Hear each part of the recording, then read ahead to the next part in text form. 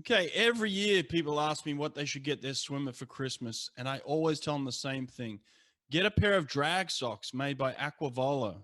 It's the perfect stocking stuffer for any swimmer. Honestly, there's no simpler training tool to build power in the water than a pair of drag socks. Go to aquavolo.com and use the code BRETT, BRETT, at checkout and save 10%. I'd like to introduce our newest sponsor, Swim Angelfish. Swim Angelfish is an online certification program that strengthens your teaching curriculum to serve swimmers of all abilities.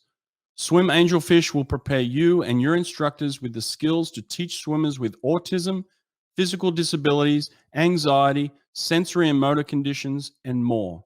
Learn to teach skills faster and with more comfort with Swim Angelfish.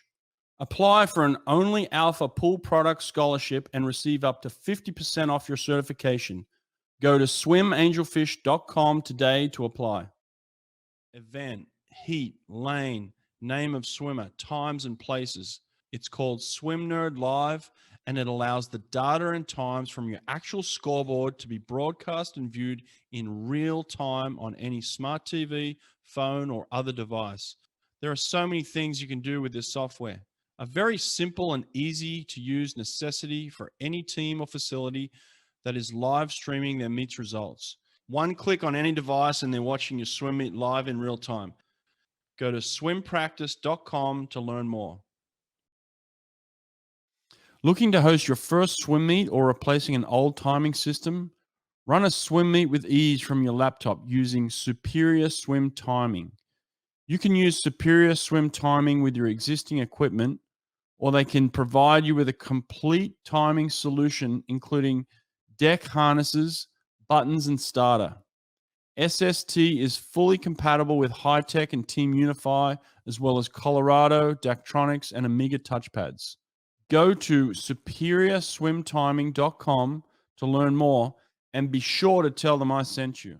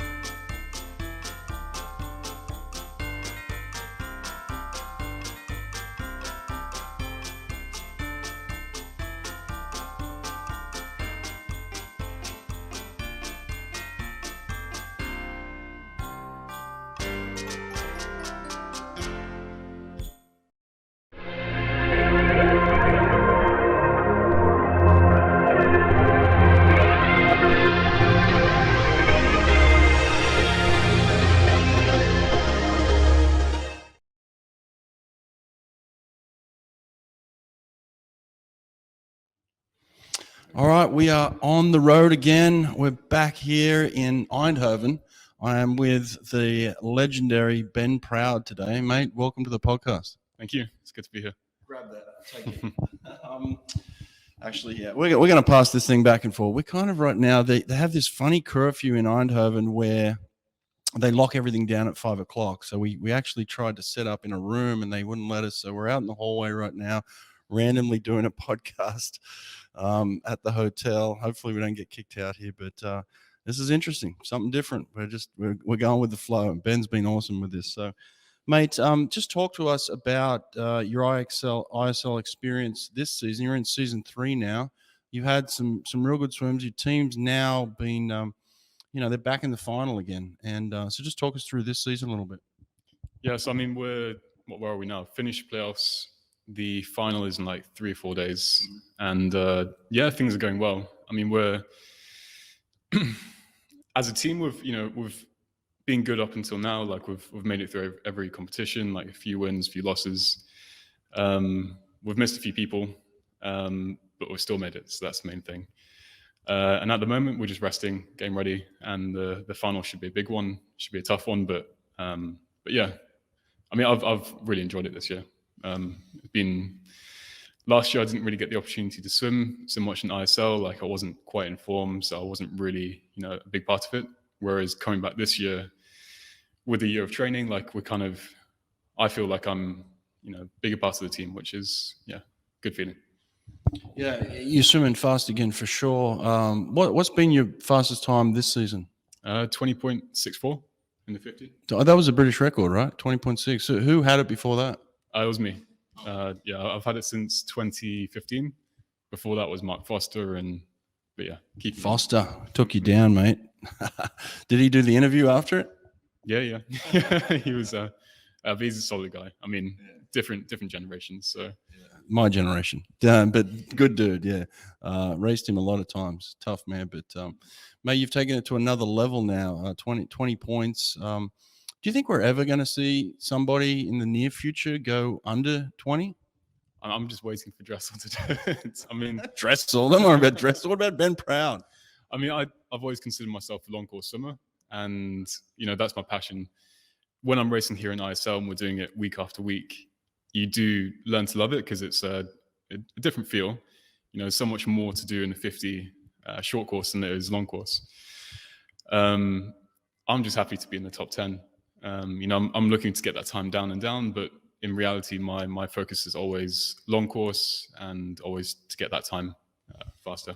Yeah, mate, to be honest, I love that mentality. I had a very similar mentality when I turned professional, the age of 23 or so, up to the age of 30. It was all about a long course mentality. Bruno Fratus, one of my athletes, has a very similar mentality as well. Doesn't partake in the ISL, but this is a new generation of swimming. Professional swimming is now part of our lives, and you can make good money doing this. You can be part of a great team like you are with Energy Standard. So do you feel like there may be a shift in your mentality a little bit to try and become a much better short course swimmer? Yeah, definitely. I mean, I think it was about 2 years ago, I had an interview saying after the Olympics, I'm going to change my training up and, become a short course swimmer, bring the hundreds back and essentially make my physical lifestyle around the ISL, which, still can be a thing. We see how ISL progresses and like we move with the generation really. But I think for me, like my passion always lies in the long course and in the world champs and the Olympics. And like you say, this is the future of professional swimmers, is taking part in the ISL, and you can make a good living being a short course swimmer. So I'm just happy I can be in it. I don't put all my focus, all my energy into swimming short course. I still struggle to do turns and to wrap my head around like the simple things. But just being able to be here and race and make a living from it is brilliant. Tell me about this. Let's talk specifically about the 50 free and your 50 fly. I mean, you're one of the best in the world in the fly, long course as well. So in terms of the freestyle itself, what are the major differences for you? What are the challenges for you going from kind of a long course mentality, we talk about that, to a short course mentality? What's the challenges? Well, I mean, there's probably tons to talk about in this because me as a swimmer, I'm very much 50. I like to keep things simple, block out everything else and just do what I do. And when you're swimming the 50, you dive in and it's 35 meters of pure swimming. And you typically get into the flow and then you have to try to extend your easy speed. Right. I say that, but it's still 100% effort, your natural speed for as long as you can. Whereas when you change that to short course, you dive in, you go for it, and you just put as much effort in all the way. And it's a lot less fatiguing. So you're able to carry that extra bit of speed throughout the entire race in terms of like stroke rates and stroke efficiency in a way. Right. And then short course wise, that kind of just messes with that whole game plan, right? You've got to then, prepare for a turn, execute a turn, work out of a turn, and then get back into some sort of rhythm again. And has that been a struggle for you in the past, has it? Yeah, so looking at my race analysis from pretty much all my meets I've done in the past, my biggest strength is 0 to 15 and then 25 to 35. Those 2 points are where I really make my difference. So move to short course at 25, there's a wall. It completely disrupts that. So that's probably where I've found the biggest challenge to become a short course swimmer. It's simple to learn. Like, you just change the things, and you understand your body, and you understand what you need to do. But just in terms of my real strengths, it kind of gets taken away. Right. And you feel that the same kind of thing in the fly as well? Like, a long course 50 fly was always difficult for me, because I always felt like I would try and pull so hard, and you end up slipping water. So there's still challenges within a good long course fly, but then I guess that same type of thing, it kind of breaks your rhythm when you hit it short course. Yeah, and fly for me is very much the same. It's, if anything, more. I worked on my 50-meter craft to be 19 strokes, smooth, efficient, staying quite nice and flat in the water. And that's what worked for me. Other people have come along and much more aggressive, higher stroke rates, more strokes, and go much faster. But the way I've learned to do it ever since I was young was just to be, smooth on top of the water. And again, take it to short course, and all of a sudden 30 meters is underwater. And if you don't maximize that underwater, then you're falling behind. My underwater is good. It's not the best, but yeah. Mate, was it always sprinting for you? Was Ben Proud born a sprinter? Yeah, and so my background in swimming isn't, the standard British background. Okay, interesting. Tell me about it. Well, so I was essentially born and raised in Malaysia. So 5 months old, me and my family moved out there to Kuala Lumpur, and had a good life. Like, that's where I lived for 17 years. Through that time, like, I swam as a kid, and I was part of the school team, and I went to competitions, but I don't think I ever trained more than twice a week up until I was about 15. And I think I was a backstroker when I was younger. I didn't really have much thought or effort into what I was doing as a swimmer. It wasn't until I was 15 years old, I met a swim coach, and he kind of said, like, there's some potential. Like, if you come work with me, do a few more sessions, put a bit more effort into it, I can make you national champion in Malaysia of age groups when I was 16. So I thought, okay, let's give it a go. And sure enough, within a year, like, I think my best time in the 53 was 26, and it dropped down to 23. Fly again was 28 seconds, and it dropped down to 24 when I was 16. And the training we did with him was, ultra short. It was, barely 1,000 meters a session. Oh, mate, you found the right coach straight away. That's awesome. So we worked a ton on dives, on stroke efficiency, and pure sprint. There was no aerobic development. There was no. Who is this guy? Who was it? Francis Kiu. He was my coach in Malaysia. He trained me at Alice Smith School. Do you still have any contact with him at all? Yeah, we're still connected on social media, but to be honest, it's been a long time since I've been back to see him. And but I praise everything. Like, my whole career started from him. I wasn't looking to be a swimmer. It just so happened that we were at the same session at the same time. And I think no one turned up, so it was just me, him, and another friend. And that was kind of like the start of this swimming career. Wow, brilliant. I love that story. It's just kind of a chance happening, and here we are. Fastest Brit in history. Outstanding. So then, obviously it progresses. Where does it go next? Well, so after Malaysia, after that kind of swim where I went 23.4 at 16, I kind of decided, like, this is where I want to go. I want to make this my swimming career. So I moved back to Plymouth, which is where I trained with Jon Rudd for about 5 or 6 years. And that's where, a lot of my big progressions happened. I went to my first Olympics, moved off to Turkey to train with James afterwards, went through another big progression, another Olympics. And now 27 years old, I'm towards the end of my career, but I'm still looking to, make this my career for the next, how long? 27, you're at the start of your career. What are you talking about? You're just starting to figure it out. People are just starting to give you some respect. This is a kind of a 10-year journey from here on in, mate. You're going to be there for a while, especially doing what you do, couple of sprints and a hot shower, as opposed to, Hagino that I talked to, the other day, where he's dropping $8,000 workouts. You can't survive doing that for too long. But take me back to then. I know James Gibson has had a huge impact on you. You did go through an Olympics with Jon Rudd, you said. So was that the Olympics where you finished 4th? Yeah. So that was where was that? That was Rio? Rio 2016. Yeah, tell me about that experience. Yeah, so probably best to go back to the start of my relationship with Jon. He was the one that actually poached me out from Malaysia. I'd never been to the UK and never knew anything about swimming in the UK, but he reached out, got in contact, and I moved there. And I was just very naive, no idea what was going on. I never wore goggles when I trained out in Malaysia. Oh, wow. And I also always trained in board shorts. So my first training session I didn't have goggles and I didn't have any training trunks. So the first week I was training in Speedo lasers. Oh, that's fantastic. And I was just young. I didn't really understand the swimming culture. So it took me a while to adjust back to UK. And I hope you have some photos of that time, by the way. That's good. Yeah, send me a photo of that. I got to put that out there. So with Jon, that's where I really became an athlete.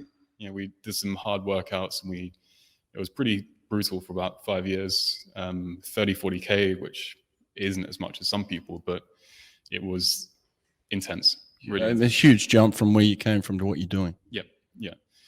And it really, it worked well. Like back then we were really pushing the hundreds. The 50 was very natural. Didn't have to do too much work for it. But in order to be a sprinter in the UK, you had to qualify as a relay swimmer because, back then the qualifying times were far too steep. So I didn't actually qualify in the 50 until the 2016 Olympic, but I'd been to 2013 World Champs, Commonwealth Games, 2015 World Champs. And all that time, the 50 was kind of just an add-on then because you'd been qualifying in the 100. Yeah. So we were always pushing the 100, and then we got to swim the 50 because no one else was there to swim it, so we would jump in and swim that. When was the first time you broke the British record? So that was I think I broke the fly record in 2013, a month before World Champs in Barcelona. And again, I went from 23.9 to 23.1 and was all of a sudden the fastest seed in World Champs. Wow, massive jump. And then my first race at World Champs, I was next to Caesar and Rafael Munoz. And that was, as a kid growing up in my late teens, like seeing these guys on YouTube, that was pretty awesome. Yeah, massive experience. What about the freestyle? When was the first time you broke the national record there? I think that was 2014. So I mean, you've only been swimming, really for what, 3 or 4 years at this stage? Yeah. So it was a really, quick progression. And I think, the longer I go in my career, the more time I spend like looking back at things, you kind of realize how lucky you are.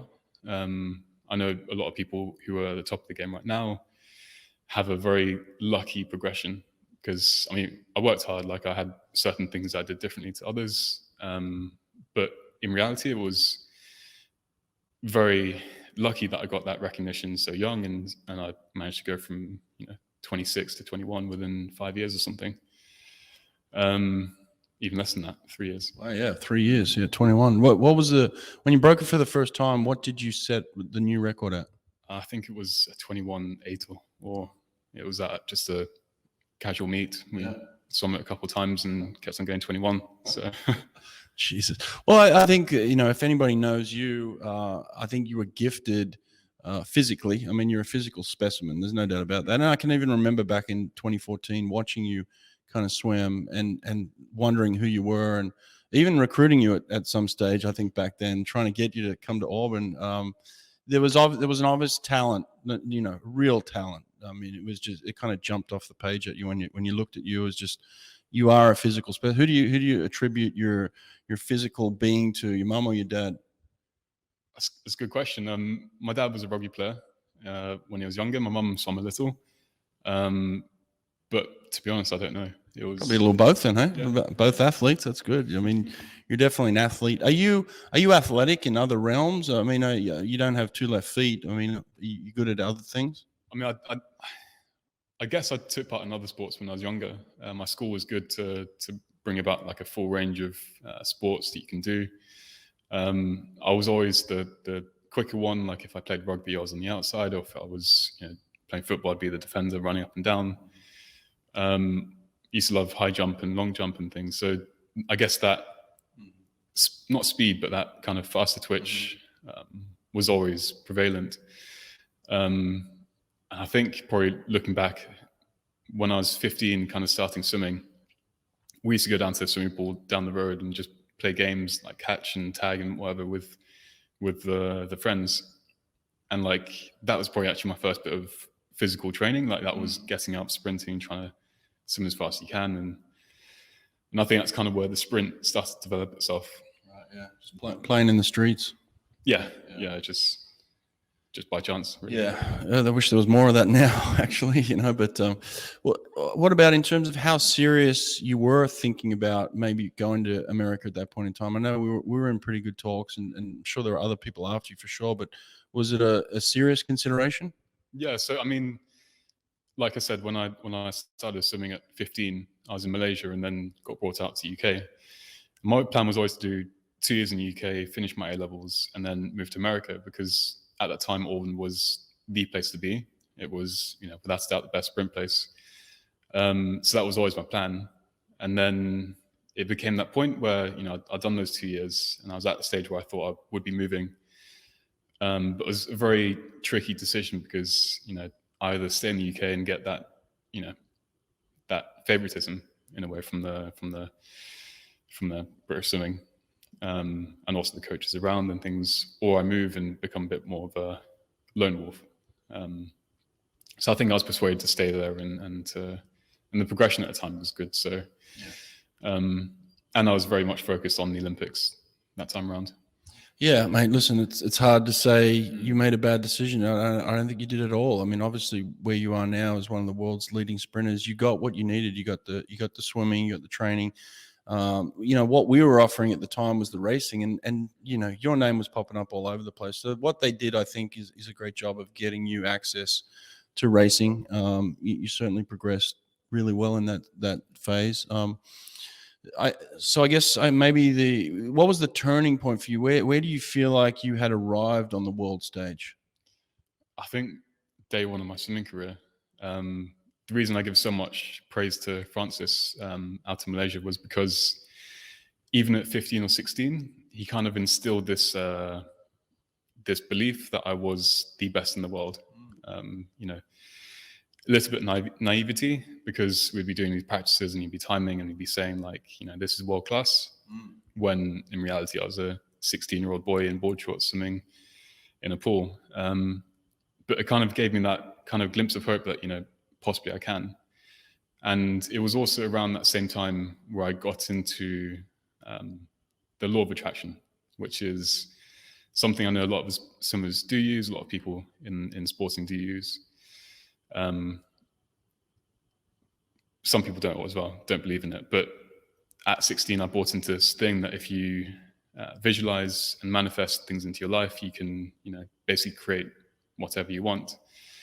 And so the two of those coming together, I applied them to each other. So swimming was my playground to play around with the secret or the law of attraction. And so that kind of led on to where most of my big gains came from swimming. I see it from both sides. It's very much a pseudoscience, but the simple things that you do when you're trying to manifest or use the law of attraction is very, very helpful just in general terms of swimming. You're constantly thinking about your race, you're setting goals, you're always thinking about the future task. So when I was 16, I actually had this dream of becoming world champion in the 50 meters butterfly, which is my main event at that time. So I kind of came back to England with this belief that I was one day going to be world champion.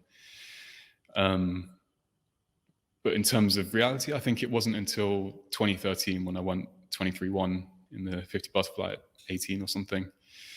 That was kind of when I thought, I'm amongst the big boys. Like, I'm not quite there yet, but I'm at a time which could potentially win a world champs. Yeah, and at that time when I saw you physically, you looked kind of prepared, which is unusual for someone your age. You were physically there, but you could tell that just kind of mentally, emotionally, you maybe needed some more time to get to that point where you were playing with the big boys. But obviously, in terms of talent and speed, you had it. You just had to refine it. And that has happened over the years now, where you're just a force. That's exceptional. In terms of the fact that you said you had a dream, you just mean you were kind of visualizing these things, or did you actually have a dream at night and woke up and like saw something? No, it was a visualization. Like a dream isn't like something you aspire to do. Right. Did you? Were you doing physical acts to manifest that, like writing things down, putting them on your walls? How did you do it? Yeah, so this is something I've spoken about with a lot of people. And I wish I could bring up my old laptop, because essentially what I used to do was at the start of each season, I would look at what's going to be coming up in 8-9 months, if it's a World Champs or a Commonwealth Games. And I would set these very arbitrary times. I would say, okay, in the 53, I want to go this time, or 50 fly, I want to go this time. And I wouldn't pull out of a hat, but I just kind of chose what felt right. And I would write these times down in this spreadsheet, and I would create this little vision board, which is quite commonly used.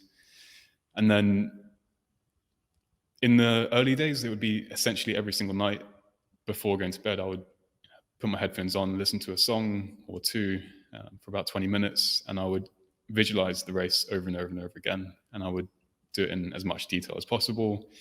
I would know where I'm going to be racing and what it looks like and how it feels. And for 3 years in a row, 2013, 14, and 15, essentially I hit all these times within 0.02 of a second. And I wish I could get them up. I'm sure I can at some point, but yeah, we need to find that spreadsheet, pull it up. Yeah, so I think Commonwealth Games is my best example. I set a time of 21:76, 74 for the 50 freestyle, and ended up going 21:76 or 74. And then 50 butterfly, I think I put 22:94, and I went 22:93. So these are things which, at the time I truly believed in. Like I was into that philosophy. I mean, now I look back at it and I say, okay, I put so much effort into visualizing the races that, of course, I was going to do well. And simply by doing these vision boards and putting the effort in, that then leads you to do, the right things at the right time, and it leads you down this pathway. It keeps you accountable too, I guess. Yeah. So you're always thinking about what you're going to do, and you're always kind of driven to this goal. And I think it was a very helpful way to kind of springboard myself into this career. Mate, you're at 21.1 now, I believe. So you got to have this vision board set at 20.8, and that's realistic. And I can't wait for someone to hit that, mate. That world record needs to go down, and you're a contender in there. You're one of like 3 or 4 people, I think, that could legitimately get this thing, and I would love for you to do it. So we need to talk more about that. But in terms of Rio, then you finish 4th at the Olympics. Are you happy? Are you displeased? How do you feel? In all honesty, I think I finished ahead of where I was ready to. I think I wasn't ready for a medal at that time, and I'm quite glad I didn't get a medal. I wasn't physically, or I hadn't been there before. So I think finishing 4th was kind of the best of where I was at. Because in a way that kind of led me on to the next year, which is where I had more motivation. I wanted to do better, and I kind of went up another level in 2017. Yeah. So what did you swim to finish 4th? It was 21.6, I believe. 21.6. Yeah. Okay. Right. Yeah. Right. Yeah. You did make another jump forward from that. And I guess at that time that was kind of right at your best, was it? Yeah. I mean, it was continuously getting.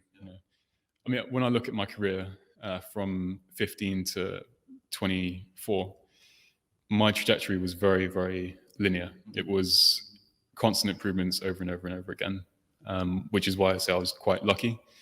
to have that kind of easy journey to where I wanted to be. Well, you decided to make the change to one of the best coaches in the world, I think, in James Gibson. How did that come about, and why did you make that decision? So again, that was quite a natural progression. After the Olympics in Rio, took some time away, did the World Cups, and by the time I came back to Plymouth, I had a meeting with Jon pretty much first day back on poolside. And he just said, like, he's got this job opportunity in Ireland and he's going to take it, which means he'll be leaving in January, which was, you know, a bit of a shock because, you know, I didn't know what I was going to be doing. So I just relied on coming back to Plymouth. But luckily, the same weekend he announced that, that was when James made the announcement that our training camp, not training camp, our training place in Turkey was going to be set up. Wow, it's amazing, kind of all connected at the same time. Did you know James before this? Yeah, so James was my coach in every British competition since 2013. Okay. So he was there in my first World Champs, first Commonwealth Games, and first Olympics. You know, just knowing you personally, knowing James and talking to other people, things click with you and him. You've got a lot of respect for him. Talk to me about maybe some of the things you learned from going from, you know, fourth at the Olympics to making this another progression forward with James. How do you improve on being one of the best sprinters in the world and then take another leap forward when you change coaches? So, I mean, the way I would explain James as a coach to other people is if you give him a lump of clay, he will sculpt it into a, you know, a great sculpture. Mm. And essentially, you know, with all my work I did with Jon, you know, I was fit, I was strong, I had the sprint in me, but wasn't refined. Mm-hmm. As soon as I moved to James, we worked well, like we learned how to work with each other, and, you know, he kind of molded this sprinter. Mm-hmm. We took away the hundreds completely. My training weeks went from 30 plus K to, you know, 12 to 14. We really emphasized the gym and took away garbage yardage. And it was very much, we're here to swim fast and we're here to swim the 50. So immediately that worked. I think within 3 months, I went from a best time of 21.5 or 21.6 to 21.3. And people don't realize how much of a massive gain that is. You know, 0.2 of a second and 50 at that speed is massive. Yeah. So that was, you know, a really, really big shock because, you know, at the time I was still post-Olympics, you know, hadn't really set my targets for that year. And all of a sudden, you know, swimming times well ahead of what would have won the games. So that was, again, another stepping stone towards, you know, setting some good times. And that was also leading into the World Champs in 2017, which was, I mean, still to this day, my most successful competition. Other than the shift in workload or the quality of it changed and things like that, technically it seemed to me like, you know, previously you were a little flatter in your freestyle. It looked like James kind of opened you up a little bit, got you coming over the top more, more of a direct kind of windmill action. I don't know. How would you explain it? Yeah, I mean, I look back at videos from previously, you know, before I worked at James, and I almost cringe at the way I was swimming because it doesn't look pretty. My first 3 months with James, I remember being very, very, not anxious, but he was so on the ball. Like every 25 we did, it was technique. And it was almost too much because I didn't know what was coming out of this. So it was a lot to deal with, and then 3 months later, swam a significant PB, and that was kind of where I understood like his reasoning, like his approach to technique and to balance. And then we had a very long, you know, 4 or 5 years of working together where we, you know, continuously worked on the drills, the speed, the power.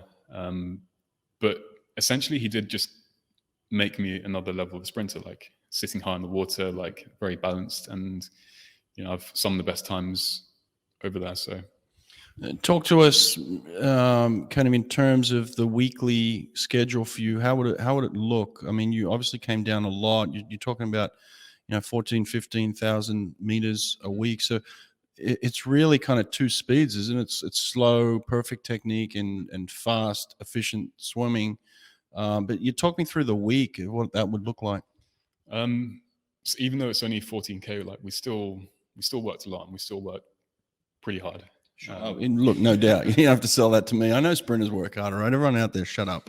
We work hard, but well, there's a lot of stuff out of the pool too. It's not just the stuff you do in the pool. Yeah. So we had a brilliant setup in Turkey. We had amazing pool, amazing gym, and we basically just did everything you had to do. We worked on the drills in the morning, then we went for overspeed at night, and then the next day was kicking the underwaters, like hitting them hard, fins on, like pushing 17 points for a 50 long course.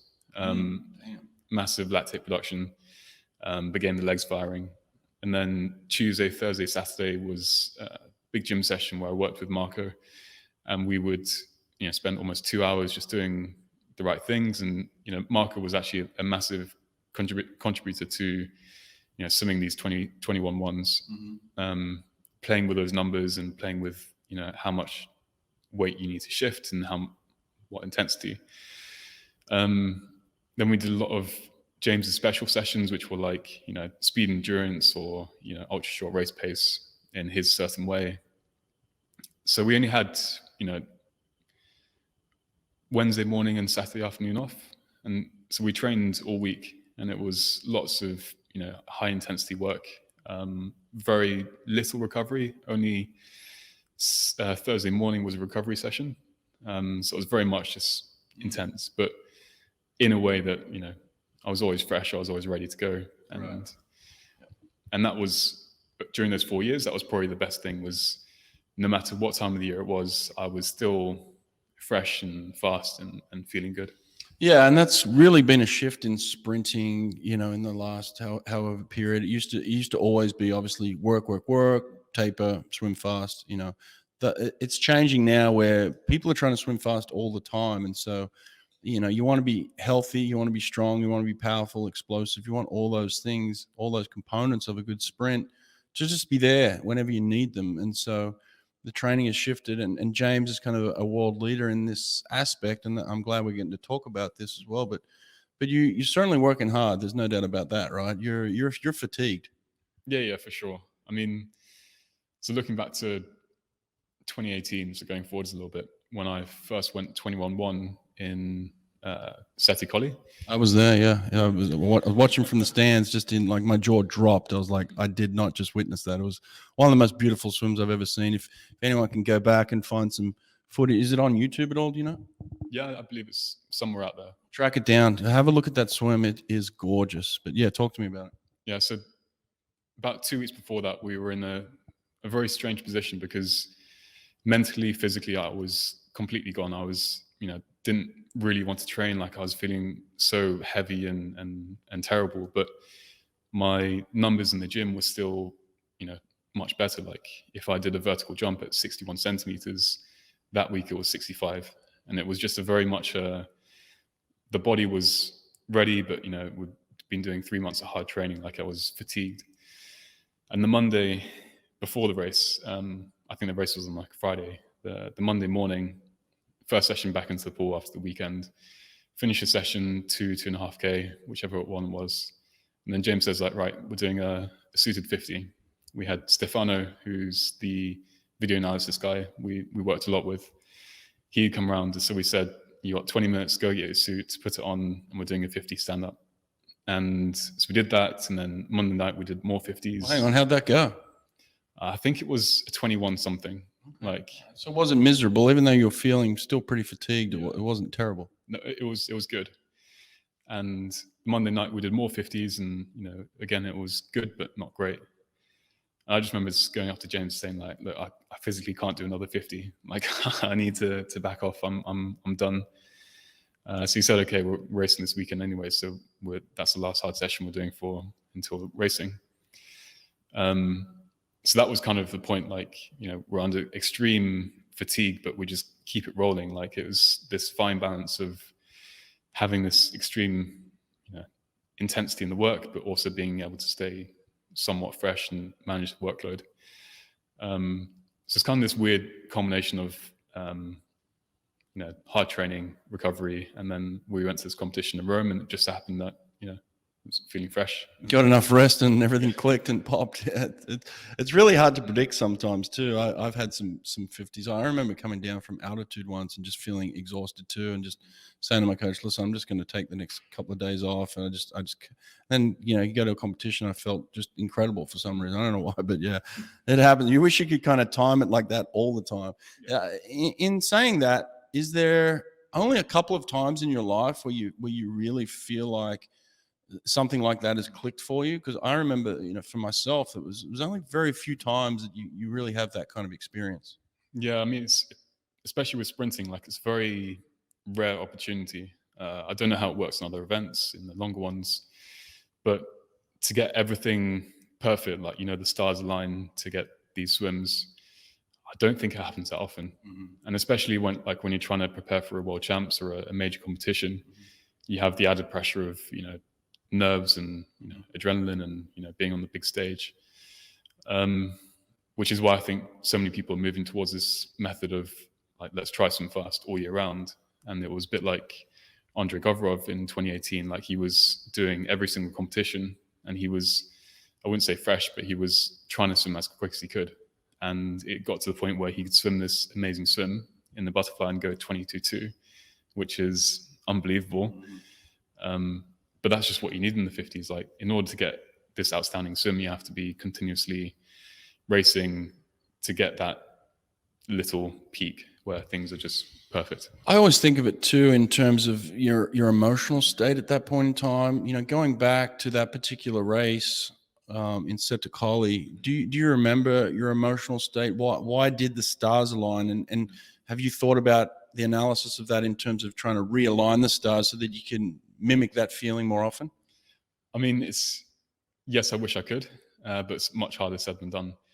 I think at the time, like, I was very just, clear. I was just rolling with how things were and kind of just going with the flow. I mean, so you're not overthinking things, or not, you don't have a bunch of stuff in your mind that you're going over. No, I mean, it also goes to this thing that people speak about a lot, which is the flow state, which is just being in that way of being, you're not overthinking things, you're just going with how things should be, and you're just very natural.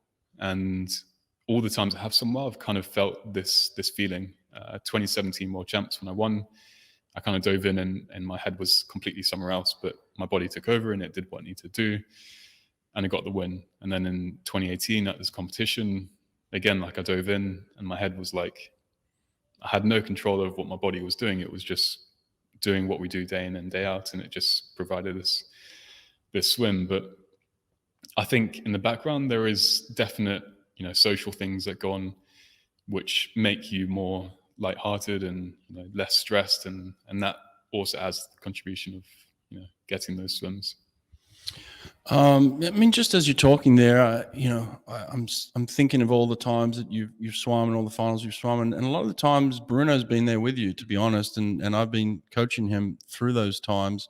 What's your relationship like with Bruno, and how, I know that you consider all your opponents, but you know that Bruno's going to be there. We know that you're going to be there, and so we're always considering the fact that, look, Ben Proud's going to be there. He's going to be on his game. It's things that we talk about. Do you kind of think about those things too? Yeah, I mean, so within the sprinting world at the moment, there's only a handful of guys who are always there, and there's probably 6 of them who are continuously in every single final, and you learn that they will be around and like you will do this. But my method of thinking is always myself, my bubble, my lane. That's all I think about, and I try to ignore everything else. There are times where like that racing comes into a factor, but typically I try to keep myself to myself and just do my own race, which is in a 50 quite easy to do. You're not breathing, you're not looking left or right, you're just head down at the line, swim, and get it done. Which probably goes to me as a person. I'm more the introverted side of people. I am an introverted sprinter. I keep myself to myself, and I'm not very out there. That shows in my mentality when I come to racing, because it is just me in my lane. It's not against other people where I think some other really great swimmers at the moment are very much, they have to race and they have to beat the person next to them, which is a skill, sometimes I wish I had, but it's not my strength. So yeah, I tend to keep myself to myself. I often thought to myself, and I still do, in terms of coaching sprinters, is like, okay, you're now one of, like you said, you're one of 6 guys that are there all the time. So then now, how then do you become the guy that's the consistent guy who's always winning? Almost like kind of what Caleb's doing at this point in time. Now he has obviously a certain skill set that is superior. That first 15 right now is just deadly, and it sets up his race. So do you think about it that way? Like, all right, I'm there. I've already accomplished that part of my goal. Now, how do I become the guy that is consistently winning these races? Yeah. So I set out my new, what I'm going to do. And that was to be so good that even on a bad day, I still swim well. Exactly. Yeah. Mm-hmm. And that was mentality. That was the reason why we put so much work in to swim so fast that even if you swim a couple tenths slower, like, you can still end up on the podium. And essentially that's what happened in 2017. I think I finished third. Even if I swam my best time, I would still be a third, but I was quite off it and still ended up on the podium. And that's just kind of how I see things going forward now. Like, I'm 27. I've still got another 8-9 years left in my career if I choose it. My idea is just to be so good that I can go to world champs after world champs after world champs, consistently be in that top 5 or 6. And every now and then there'll be a time where I end up on the podium, or like the stars align and you end up doing a good race. Yeah, exactly. I'm glad to hear that, mate. I really am, because I think very highly of you. Like I said, we've had many conversations about you with Bruno, and we think that way and we feel that way, but we also want our competitors to think that as well. And I think it's a very important thing to think. And I think for anyone out there that's not in the top 6 in the world right now, and you're trying to beat Bruno, and you're trying to beat Ben Proud, then you better start thinking that way, because otherwise, like you said, to be good enough on your worst day to still be good enough to win a medal. That's the mentality. And if you're not there, and a lot of people think the 50s a crapshoot and it's anyone, I kind of laugh at that. You too? Yeah. I mean, I understand the idea. Like, one small mistake can be a very, very big margin, which does happen in finals occasionally. But I mean, we work pretty damn hard to get there. Yeah. I mean, you've repped it out enough that you're probably not going to make any big mistakes. It might be something small. When you have made some small technical errors, what are some of the things for you? For me, it was like I would try and pull too hard. Like you want it bad. Everyone wants it. Yeah. But then you get in and you just force it a little bit. And I could just feel it, and I knew it at the end of the race. I'd kind of kick myself like, damn it, I just tried too hard there. Have you had that experience? Yeah. So one thing I always say is, in sprinting, going 101% is counterintuitive. You want to be 98, 99% all the time. You never want to go all in, because that's just a very dangerous place.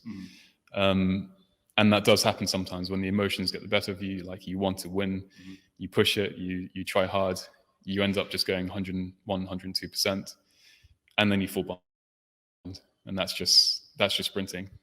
It's like trying to balance on a knife's edge. You have to be so delicate, so fine, not too much, not too little. You're just this sweet spot that creates the best performances. You're if I'm to analyze you and look at you, I don't see a lot of weaknesses, but at the same time, we're still trying to go 20.8. So how do we get from swimming really well to getting that next level of performance? I mean, your start's pretty good. You sit up real high in the water. You hold good water. You maintain your speed really well, but we're still got to find these 3/10s, man. Where are they? What is it for you that you're really looking at? Well, I mean, looking how far people have come in the past 10 years since the Super 6 been banned, we've found so much more, 0.4 of a second from what the best could have done to what they're doing now. I mean, it's going to be a challenge to get there, but, we're very much on this fine line of human capabilities, and our generation at the moment, in order to get that 20.8, it will take the perfect swim. It will take strength and technique and class and affinity with the water. It will take someone special to come along and to do it.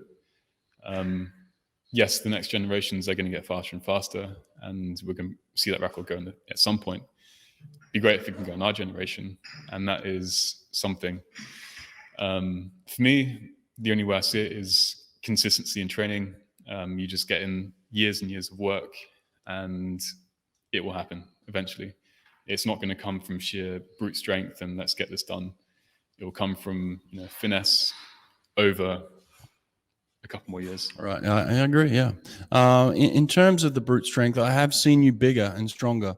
You've definitely leaned out a little bit, lost a little muscle mass. Has that been kind of conscious decision on your behalf? Yes and no. When we're working on the freestyle, strength is a really key thing, and I can be heavy and strong in 94 kilos, which is where I was back in 2018, going 21 ones. But that's very detrimental to the fly, because fly is much more of a power to weight ratio. With COVID, training's been all over the place. Like I've missed out on some training things, probably lost some size from that, but in reality it's working out well. I'm 91 kilos, still lifting as heavy as I have, and yeah, that's kind of where I'm quite happy to be. Yeah. What about in terms of nutrition? I mean, you're ripped to shreds. Is it something that you have spent a lot of time learning about? Yeah. I mean, that's probably the thing I'd say I've done is I've not set myself diets. I've just simply learnt what's good and what's bad. And, I know myself that to be good and to be consistent in training, you have to just eat, good quality food at good quality times. I personally don't like fast food or junk food, so I just tend to stay away from it. And that's just who I am. But in reality, it's just kind of, you can think about the diet as much as you want, but the work outweighs that. What about when you're at home? Who's doing your meal preps? Who's getting that stuff ready for you? I mean, back in Turkey, we were, living a luxurious life. We had a buffet. We had amazing things. Things are changing at the moment, and I'm back at home, living with my brother every now and then. He's a good cook, so I can Nice. live with that. Nice. That's very good.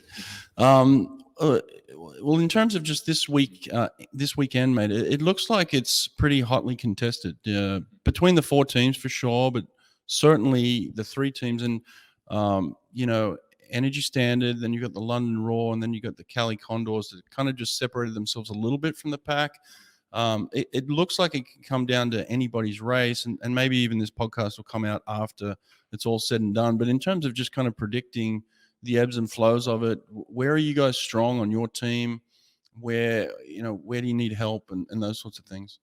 I mean, looking at the top four teams at the moment, I think everyone's going through this battle of, yes, we are brilliant teams, but we're lacking a few people, or like there's some people coming down with sickness or not turning up, or so we're all great teams, but with a few weaknesses at the moment. We're missing quite a few people just purely because of COVID, and but our strong swimmers are very strong. Shimanovic, Ilya, Sarah, Siobhan. These guys are massive weight carriers, and they will do brilliant things for our team. And then it's just kind of when you put different teams together, they counteract each other. So in the past, like LA tends to counteract us in a way, and like they're good where we're good, whereas London and Cali also counteract each other because they're both good at the same things. So I really think this weekend's just going to come down to a complete dogfight. I mean, every point is going to matter, and there's so many different ways it could go. But I think as a team, like we're in a good place, and I'm looking forward to seeing like the whole atmosphere and getting things done. Yeah, mate, you got a great team. Really good. In terms of predictions for the 50 free and 50 fly, what do you think the winning times will be yourself? I guess 50 free would be 20.5, 20.6. I think depending how Dressel is, if he's coming back in form, Carl Chalmers is an absolute machine at the moment. I think it's going to be in that region. Obviously, everyone's going to go try as quick as they can. It could also be slower. You never know. And then 50 fly, we're missing the two top dogs, the record holders at the moment. But then some people are also stepping up. So, it's going to be verging on that 21 seconds to win the fly. Mate, you said you'd been 20.6 already this season. I'm seeing a lot of hair on these legs and these arms. So if you've already been 20.6 and you're predicting kind of a 20.5 win, you got to be right there, you'd think, right? Yeah, I mean, I'm keen to get things done, and I want to race these guys. The best thing about ISL and being here for 4 weeks, you're racing the same pool over and over and over again, and you learn how to adjust. And like for me, repetitiveness is my biggest strength. I can do things over and over again. So I'm just looking forward to like getting in and just getting that race which flows natural, and then get things done. Mate, what's your favorite piece of equipment? Snorkel. All the way. Okay. Why was that? I mean, I need my fins all the time, but in reality, I like to be buoyant. It keeps my stroke neutral. I hate breathing during the strokes. That's why if you see me to the 100, it's a very different stroke to my 50 stroke. The snorkel just keeps my head neutral, body high, hips high, and it lets me keep a good body position. Do you do a lot of speed work with the snorkel or holding your breath? No, just holding my breath. We do a lot of hypoxic work, and that's one key thing. Physically, you don't need to breathe for 21 seconds. Like, you just don't need that oxygen. So we learn how to push that boundary even further. So as much as I can, I'll try to go no snorkel, natural, but it just helps in those longer sessions. Yeah. What about your favorite recovery tool? Fins, all the way. Oh, no, I mean outside the water in terms of recovery. You got ice bars, you got saunas, you got steam rooms, you got massage, you got what do you like outside the pool? So I am a very firm swimmer. I like it when my muscles are tight and I'm not loose and recovered, which is why I'm still in the gym at the moment. Normatecs are a good shout. Like before match, after racing, it's a good way to flush out the blood. But I tend to stay away from massages and all that. Really? Wow. No massage. What about ice bath? I'm terrible with the cold. I can't do those. I mean, you British should be good with the cold, but yeah, I can't do the ice bath, mate. They're terrible things. But listen, it's been awesome. I appreciate you sitting down. It's been kind of, we scrapped it together. It's a little cloudy in the camera here, but I think we've done all right. But Ben Proud, appreciate your time, mate. Good luck with everything this weekend, all right? Thank you very much. All right, cheers. Let's turn this off.